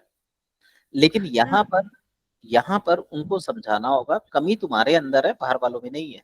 और ये बात अगर आपने समझाई तो वो ज्योति बदल देंगे। सर वो नहीं समझेगी, क्योंकि वो कहती है कि मैं कहीं गलत ही नहीं हूँ। तो ऐसे व्यक्ति को नहीं समझा सकते तो ऐसे व्यक्ति को छोड़ देना चाहिए। हाँ हम, यस सर मैंने छोड़ दिया फिर उसको। हाँ जी। और अगर आप हल निकलवाना चाहते हैं तो बृहस्पति, मंगल और सूर्य, इनसे पैसा लो, ये आपको पैसा भी देंगे। देखो यही लोग होते हैं जो पैसा देते हैं, और इन्हीं लोगों से सर हम अपना मेरी खराब करते हैं। सर मेरी सिस्टर है। मैं वही बता रहा हूँ, हम लोग इन्हीं जी लोगों से पैसा कमाते हैं और इन्हीं लोगों से अपने कर्म खराब करते हैं। इनके जी लिए बना के दो, काम करिए। जी अंगूठी के लिए आपको तांबे की तार, सोने की तार और एक आपको उसकी पित्तल की तार, त्रिधा सर त्रिधातु की अंगूठी पहनने को। त्रिधातु की नहीं लेनी। आपने यहाँ सोने की तार, पीतल की तार और तांबे की तार लेनी, जी और उसको अंगूठी के रूप में बुनकर उसको अभिमंत्रित करके उसको पहना दीजिए। पर आपने रकम अच्छी भली लेनी है। मैं आपकी अभी बहन की बात नहीं कर रहा, मैं एक कॉमन बात कर रहा हूँ। हाँ तो ये सर। ये आप पे विश्वास भी करेगा और उसका काम होगा। और अगर यही उपाय आपने दिया तो ना तो वो विश्वास करेगा ना अंगूठी काम करेगी। जी 19-20 काम करेगी अंगूठी, उससे ज्यादा कुछ नहीं करेगी। और राहु लगन में बैठा है तो ऐसा व्यक्ति अपने घर के दरवाजों के आसपास जूते उतारता होगा। सबसे बड़ी गलती डस्टबिन होगा या जूते उतारता होगा, ये सबसे बड़ी कमी होगी उसके अंदर। जी हाँ जी। सर चार्ज कैसे करना है इस रिंग को? रिंग को चार्ज कैसे करना है? हाँ ये सर। आप मंदिर में दे दीजिए, मंदिर में हनुमान जी की आरती चल रही हो, उनके पैरों में रखवा दीजिए, बस उठाइए, चार्ज हो गई वो। सर आप ठीक है।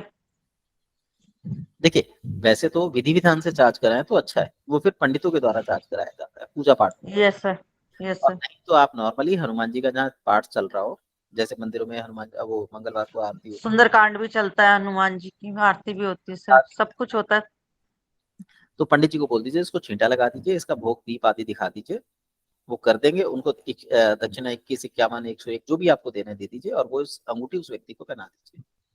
दूसरा उपाय, तांबे का लोटा लीजिए जी जिसका मुंह बंद हो सके, उसके अंदर खूब सारे चावल, जी। और नहीं चावल नहीं रखेंगे, सॉरी, इसमें ये आपकी दाल कौन सी होती है हनुमान जी के लिए? मसूर की दाल। चने की दाल। ये तो बृहस्पति की हो गई। तो आपने तांबे का लोटा लिया, तांबे का लोटा हो गया सूरज का, उसमें चने की दाल ले ली बृहस्पति की, और उसका मुंह बंद करा दिया, जी और उसे ईस्ट दिशा में धारण करवा दीजिए, रखवा दीजिए कि उसे कोई छेड़े ना, बस वो वहीं रखा रहे। तो ये भी एक उपाय है, पर अंगूठी वाला बेस्ट है मेरे हिसाब से। सर अंगूठी वाला ये जो अष्टम हाउस के लिए है सर, ये फर्स्ट हाउस के लिए कर रहे हैं, अष्टम हाउस के लिए नहीं कर रहे। फर्स्ट हाउस के लिए। जी। और इनके हस्बैंड से मिलो, इनको समझाओ, जब भी आपके पास कोई बच्चा आता है, ये सभी के लिए कॉमन है, अगर आपकी लाइफ में कोई बच्चा आता है, एक बड़ा व्यक्ति जो बचपने में रहता है, वो लक्ष्मी का जी रूप आता है। अगर आप उसकी कदर कर लो तो आपके पास लक्ष्मी बरस बरस के आती है, क्योंकि भगवान को भी पता है कि एक हैंडीकैप्ड की मदद कर रहे हैं, तो भगवान को पता है। जी सर। ये एक मैजिकल सूत्र है, अगर आप इसका सही से प्रयोग कर पाए तो लोगों की जो फाइनेंशियल संबंधी दिक्कतें हैं, नौकरी नहीं लगती, काम धंधा खत्म हो जाता है, ये बहुत अच्छे से काम करता है। जी सर। जी। ऐसे घर में स्त्री को लक्ष्मी का रूप मानना चाहिए, जहाँ पे औरत दुखी रहेगी वहां पे फाइनेंस संबंधी दिक्कतें चालू हो जाएगी। सर ये तो नॉर्मल भी जनरली भी सर ऐसे मतलब वाइफ को अच्छे से रखना चाहिए। कम अंशों की बात हुई है, या तो 6 नंबर शुक्र का प्रधान हो, या 6 नंबर की हो। अब राहु, राहु कौन है? एक्सट्रीम है। राशि कौन सी बैठी है? 1 नंबर। राशि है 1 नंबर, मेष राशि की कुंडली है। जी मंगल, बहन के भाई की क्या स्थिति है, मतलब लेडी के भाई की क्या स्थिति है, वो आपको यहाँ पे सारा चिट्ठा बता देगी। सर ठीक है, गवर्नमेंट जॉब में है। गवर्नमेंट जॉब में है, बलवान स्थिति में है। अब वो लेडी क्या करती है, अपने पति की तुलना भाई से करती है, मेरा भाई ऐसा है, मेरा भाई वैसा है, हस्बैंड चिढ़ता है, झगड़े वहां से शुरू होते हैं। नहीं सर ऐसा तो नहीं है। आप एक बार बात करिएगा, बताइएगा। सर वो वैसे भी रहते ही एक साथ कम ही है, क्योंकि वो कोचिंग पे चले जाते, बस रात को ही मिलना होता है। मैं आपको एक बात बताता हूँ, जी मेरी मिसेज, हम हमारे बीच में अच्छे रिलेशन रहते हैं, सब कुछ है, जैसे ही वो मेरी साली का नाम लेती है मेरे को एकदम आग लग जाती है, और वहीं हमारी लड़ाई हो जाती है। अच्छा, मतलब किसी चिड़ चिड़ होती है किसी से, किसी चीज की। एक्चुअली वो जब भी कोई बात करेगी, रेनू के घर, मेरी साली का नाम रेनू के घर, मैं रेनू की जी बात मत किया करो उससे बार बार, मुझे नहीं पसंद, और वो हमेशा रेनू की बात। तो इस तरीके से आग लगती है। साली ने मुझे कुछ नहीं कहा, साली से मेरा कोई रिलेशन खराब नहीं है ना, मैं उससे यस सर, लड़ता, लेकिन कुछ यस सर। गुस्सा बनता जाता है ना वो। एक्चुअली सर इनके बीच में इसलिए लड़ाई होती है सर, वो अपनी मम्मी पापा के कुछ भी बात हो, मेरी मम्मी पापा, मेरी मम्मी पापा, मेरी मम्मी पापा, देखिए मम्मी पापा मैं अब एहसान मानते हैं वो अपनी मम्मी पापा का। तो ये चीज नहीं होनी चाहिए। जो बच्चा है वही तो अपने पेरेंट्स को फेवर करता है कि मेरे पापा ऐसे हैं, मेरी मम्मी ऐसी हैं, बच्चे ही तो करते हैं। लग्न कमजोर है तो वो इस तरीके का व्यवहार अपने हस्बैंड के साथ करेगी, हस्बैंड नाराज होगा। नहीं सर, हस्बैंड करता है इसके साथ। तो हस्बैंड की कुंडली देखिए फिर। अच्छा हाँ जी। अच्छा हाँ, यहाँ आपकी बात सही है, क्योंकि 8th हाउस से कनेक्टिविटी है, तो ये सास का घर हो गया, तो मम्मी पापा का यस सर। ससुर का घर बन जाएगा। ठीक है, सर राहु की दशा चल रही है और अंतरदशा। तो जब तक राहु की दशा है शांति से बैठो, हो कुछ मत करो, अंतरदशा बंद यस। कर दे। हाँ तब भी प्रॉब्लम आ रही है ना सर ये। जी। जब देखिए दशा लग जाती है उस समय तो शांति से बैठना ही एकमात्र उपाय है। पंगे लेना बेकार है उस दशा में, अगर पंगे लिए गए तो पंगे लंबे खिंच सकते हैं। सर लगन कोई प्रॉब्लम दे रहा, लगन में बैठ के राहु। जी हाँ सर, क्लियर हो गया पॉइंट। और 8th हाउस का वो कारक होता है राहु। जी जी सर। सर अभी आप बता रहे थे कि जैसे जो जूते उतारता होगा, घर पे उतारता होगा, यानी उसका राहु खराब होगा, तो क्या घर गेट के पास जूते वगैरह नहीं उतारने चाहिए, नहीं रखना चाहिए? देखिए, उनका एक घर के बाहर अगर आप जूते उतार रहे हैं तो वो शनि का स्थान बना दिया गया है। तो घर के बाहर नहीं, चौखट से बाहर एक स्थान होता है। आपने देखा होगा पहले चबूतरे होते थे, चबूतरे से नीचे रखे जाते हैं जूते। आजकल तो पहन के अंदर चले आओ और ये है और वो, मतलब कंडीशंस बहुत बदल चुकी हैं। पर ये जो सिग्निफिकेशंस बताए गए हैं वो हमें ध्यान रखने हैं, और वही हमारी मुसीबत का कारण बनते हैं। ना हम उन्हें बदल सकते, ना हम उन्हें बदल सकते। तो हमें उनको पूजा पाठ के द्वारा, दान दक्षिणा के द्वारा इनको शांत करना चाहिए। अब जूते तो हम डायरेक्ट पहन के घर में चले आते हैं। पहले तो लोग पहले बाहर चप्पल उतारते थे, पानी से पैर धोते थे, फिर घर में घुसते थे। तो वो तो असंभव नहीं है। तो जो दोष बने वो तो लगेंगे, हम उनसे बच नहीं सकते। नहीं, सर जैसे गेट पे फैमिली, स्टैंड रख देते हैं, गेट पर स्टैंड, हाँ गेट वही है सर। गलत है। मेन सर गेट के फैमिली का जैसे नहीं, जूते उसके रूम के बाहर भी बना हुआ जूते का स्टैंड, तो रूम के बाहर निकालते हैं। देखिए, पहले क्या होता था, आपका जो घर होता था वो जमीन से 2 फुट, 1 फुट, 1.5 फुट ऊंचा होता था। आज भी यस आप सर। पुराने देखेंगे तो ऐसे ही बने मिलेंगे आपको। तो चप्पल उस 1.5 फुट से नीचे रखी जाती थी। बाहर जी बाल्टी में पानी होता था, आप पैर धोते थे और फिर घर के अंदर एंटर करते थे नंगे पैर। घर को मंदिर जी माना जाता है कि ये एक वो स्थान है जो बहुत पवित्र है, तो वहां पर जूते चप्पल इत्यादि नहीं होते थे। ठीक है। टॉयलेट घर के बाहर होता था क्योंकि वो गंद की निष्कासन की जगह है। तो हर चीज के पीछे पहले कॉन्सेप्ट थे, और जितनी भी ये वैदिक है या आपकी लाल किताब है, ये उन्हीं नियमों पे बनी हुई है। आज वो नियम नहीं है, तो किताबों का कहना ये है कि नियम नहीं है तो परेशानी है उसी वजह से। अब उन्हें बदला तो जा नहीं सकता क्योंकि नियम यही कह रहे हैं। तो हम उनका प्रतिकार ढूंढते हैं कि पूजा पाठ के द्वारा, दान दक्षिणा के द्वारा, स्वभाव के द्वारा उसको बदल लें। पर जो प्रिडिक्शन आपको सामने दिखाई देगी आप उसे डिनाई नहीं कर सकते। जैसे ये देखिए, ये इनकी कुंडली है सुदीप जी की, सन यहाँ अकेला जी बैठा है। Yes sir. अब मरकरी दाईं तरफ है और मार्स और वीनस बाईं तरफ है। यानी हम ये कह सकते हैं कि अगर ये घर 30 कदमों की दूरी पर है तो ये 60 कदम हुए और ये भी 60 कदम हुए। Yes sir. अगर हम ये कहें कि ये 1 किलोमीटर का क्षेत्र है तो ये 2 किलोमीटर हुआ, ये 2 किलोमीटर हुआ। जी तो हम ये कह सकते हैं कि इनके घर के बाहर दाईं ओर, लेफ्ट साइड, बुध की कोई चीज है, जैसे एजुकेशन भी हो सकती है। स्कूल, एजुकेशन का स्कूल हो सकता है। Yes sir. ठीक है। किसी ने तोता पाल रखा हो, घर के बाहर ही कोई पेड़ हो।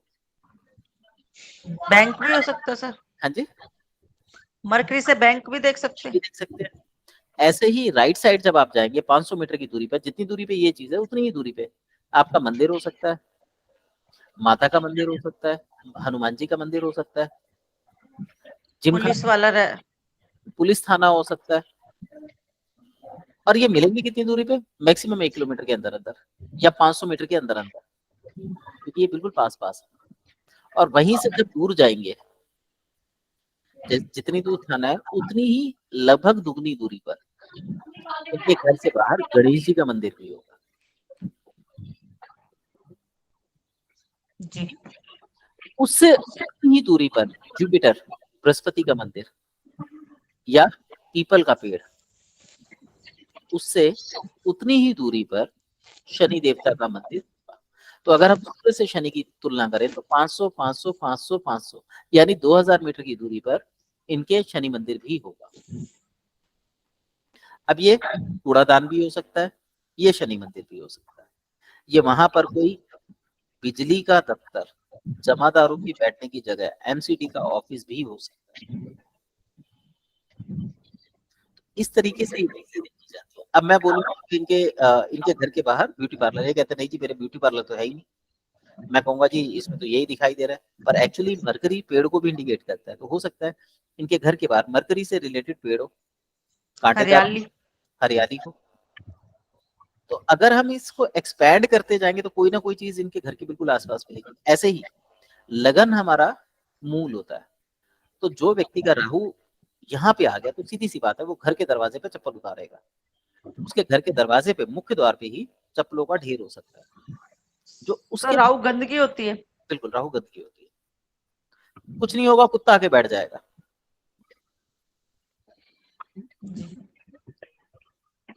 ठीक है, कुत्ता डस्टबिन रख हो सकता है, जी बिजली की तारें, बिजली बोर्ड हो सकता है। Yes sir. तो ये चीजें एनर्जी को कंज्यूम कर लेती हैं। जो घर में आने वाली पॉजिटिव एनर्जी होती है उसको कंज्यूम करके नेगेटिविटी में कन्वर्ट कर देती है।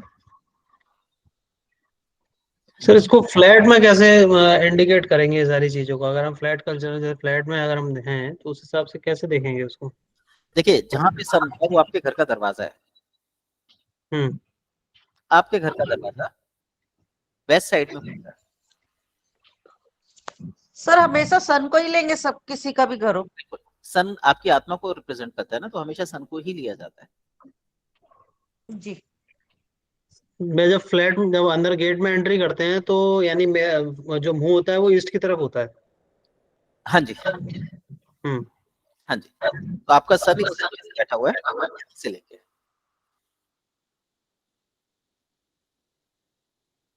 ठीक है, बाकी इनकी प्लेसमेंट कुछ अलग भी होती हैं। वो हम जब आगे कभी करेंगे तो मैं इनको और खोल के बताऊंगा, क्योंकि मुझे इनके लिए फिर पढ़ना पड़ेगा। ये हम मेरे कॉन्सेप्ट से बाहर हैं। पर मूल रूप से हम सन को काउंट करते हैं। आपके पास 2-3 कुंडलियां हो तो आप देखिए लगभग सबकी प्लेसमेंट एक जैसी होगी आपके घर में सन की। और अगर आपके बच्चों की कुंडली में सन अलग बैठा हुआ है, दूर बैठा हुआ है, तो वो या तो पढ़ाई के बहाने या किसी और बहाने से घर से दूर हो जाएंगे। अगर आपके 4 बच्चे हैं तो किसी ना किसी एक बच्चे का सन बिल्कुल आपसे मैच करता हुआ मिलेगा ही मिलेगा। रीजन, वो आपके साथ रहेगा, आपका सपोर्ट बनेगा। और यदि आपके चारों बच्चे आपसे दूर होने तो उनकी सन की प्लेसमेंट अलग अलग घरों में मिलेगी आपको। सर अब जैसे मेरी जो सन की प्लेसमेंट है वो 6th हाउस में है। हाँ जी, ठीक है। और मेरी वाइफ की जो सन की प्लेसमेंट है वो 12th हाउस में है। 12th house. राशि कौन सी है? ये ऑपोजिट होगी। राशि कौन सी है, राशि बताइए। सर राशि, मेरी तो राशि वो हो गई। अब राशि सर कैसे नाम से देखते हैं जन्म राशि नंबर कुंडली के अंदर, हाँ जी। राशि कुंडली में नंबर लिखा हुआ है। अच्छा, सन की जो वो कुंडली पे वो लिखा हुआ है जो सन पे नंबर कौन सा लिखा हुआ है? सन पे मेरा तो ये लिखा ही हुआ है 11th। और वाइफ पे? 11। वहां पे भी 11 ही है, हाँ एक ही हो सर गया। यही मेरे को नोटिस करना था सर, यही मेरे और मेरे बेटे की में भी यही है सर। 4 नंबर राशि में मेरा भी सन बैठा है और उसका भी 4 नंबर राशि में, पर प्लेसमेंट अलग है। हाँ, तो इसका मतलब कहीं ना कहीं कनेक्टिविटी आप लोगों की एक ही घर में बनती है। हाँ ये यही चेक कर रही थी मैं राशि से। मतलब जैसे मेरा जो सन है वो 11th, मतलब 11 नंबर पे है हाँ 6th हाउस में। हाँ जी, और वाइफ का जो है वो 11 नंबर है 12th हाउस में। जी। तो कोई वो सर एक घर आगे या पीछे होगा बस घर वालों का। एक घर आगे पीछे मिलता है, इससे ज्यादा डिफरेंस नहीं होता। Yes sir. और सर मैं बताऊं, हाँ जी, बताइए। तो मेरा 7th हाउस में हम्म, मधुर का 5th हाउस में है और समझ- इनका 10th हाउस में है। राशि कौन सी है अब सुनिए, दिव्या जी? मेरी राशि मतलब मेरी 9th राशि है, राशि 9th है, इनकी 2nd है, मधुर की 1st है। सर इसमें तो बहुत डिफरेंस आ गया। देखिए यहाँ पे क्या होगा, बेसिकली जब भी आप घर देखते हैं तो हस्बैंड के उससे देखते हैं। अच्छा जी। तो हस्बैंड की जो राशि है वो दक्षिण दिशा की बनती है। तो दक्षिण दिशा की east, west, sir north side direction कौन सी है? इधर जिधर पराक्रम है वो नॉर्थ डायरेक्शन है। 10th हाउस में है ना, हाँ जी, इनका 10th हाउस में सूर्य है। हाउस हमेशा ही दक्षिण दिशा रहेगा। अच्छा जी। तो इनका जो घर का दरवाजा खुलेगा वो दक्षिण दिशा में खुलेगा, जिस जगह पर ये रहेंगे मोस्ट ऑफ द टाइम। अब ये दुकान हाँ पर जी। रहते हैं तो दुकान दक्षिण दिशा में खुलेगी, घर में रहते हैं तो घर दक्षिण दिशा में खुलेगा। अच्छा जी। तो आपका आपकी प्लेसमेंट क्या है घर की, वो बताइए। तो मैं 7th, मेरा 7th हाउस है। आपकी नहीं, आपके घर की। गेट पूछ रहे तो सर, घर गेट पूछ रहे। तो गेट दक्षिण दिशा में लगा हुआ है पर खुलता है वो अंदर वो की तरफ। अंदर और बाहर से कोई फर्क नहीं पड़ता, वो दक्षिण दिशा में लगा हुआ है, वही दक्षिण की कनेक्टिविटी है उसकी। दक्षिणी कहलाएगा। जी। अब यहाँ पे हाँ आप जी। देखेंगे आपके ब्रदर इन लॉ, आपके फादर इन लॉ, इनकी कुंडली में भी सूर्य इसी जगह पे कहीं ना कहीं प्लेस्ड होगा, क्योंकि ये सारे एक साथ रहते हैं। अच्छा। ठीक है। हाँ जी। हाँ जी। और एक चीज मान के हाँ जी। चलिए, ये सिर्फ मोटे मोटे सूत्र हैं। हाँ जब आप जी। इसकी गहराइयों में उतरेंगे तब आपको समझ आएंगे कि ये दिशाएं कैसे तय होती है। अब यहाँ पे आप देखिए, आपकी कुंडली में 7वें घर में बैठा हुआ है, आपकी और इनकी राशियां कौन सी हैं?